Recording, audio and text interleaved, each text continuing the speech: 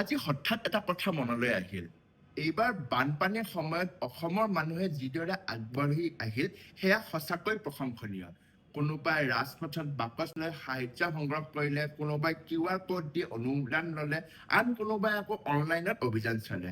সাধাৰণ মানুহেও বিশ্বাসেৰে সহায়ৰ হাত আগবঢ়ালে। কিন্তু এটা স্বাভাৱিক প্ৰশ্ন উঠিছে, এই সংগ্ৰহ হোৱা টকাখিনিৰ হিচাপ ৰাইজে জানিব নালাগেনে? যদি লাখ লাখ বা কোটি কোটি টকা সংগ্ৰহ হৈছে, তেন্তে কিমান টকা উঠিল, ক'ত খৰচ হ'ল, কি কি কিনা হ'ল, কোন কোন ঠাইত সাহায্য দিয়া হ'ল, এইবোৰৰ তথ্য জনসাধাৰণৰ আগত দিয়া উচিত। এইটো কাৰোবাক দোষাৰোপ কৰিবৰ বাবে কোৱা কথা নহয়, এয়া কেৱল স্বচ্ছতাৰ কথা। কাৰণ এটা টকা কোনো মানুহৰ নিজৰ টকা নহয়, এই টকা সাধাৰণ মানুহে বিশ্বাস কৰি দিছে। সেই বিশ্বাসৰ মূল্য দিয়াটো আমাৰ দায়িত্ব। এটা সৰু প্ৰতিবেদন দিলেও হয়, কিছুমানৰ ফটো, ৰচিদ, ব্যয় তালিকা, ক'ত কি দিয়া হ'ল সেই তথ্য ৰাজহুৱা কৰিলেই যথেষ্ট।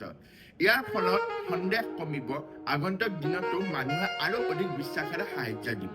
যেতিয়া জনসাধাৰণৰ পৰা টকা সংগ্ৰহ কৰা হয়, তেতিয়া সেই টকাৰ হিচাপ জনসাধাৰণক দিয়াটো সমান দায়িত্ব। হিচাপ থাকিলে বিশ্বাস থাকে, বিশ্বাস থাকিলেহে সমাজে একেলগে আগবাঢ়িব পাৰে।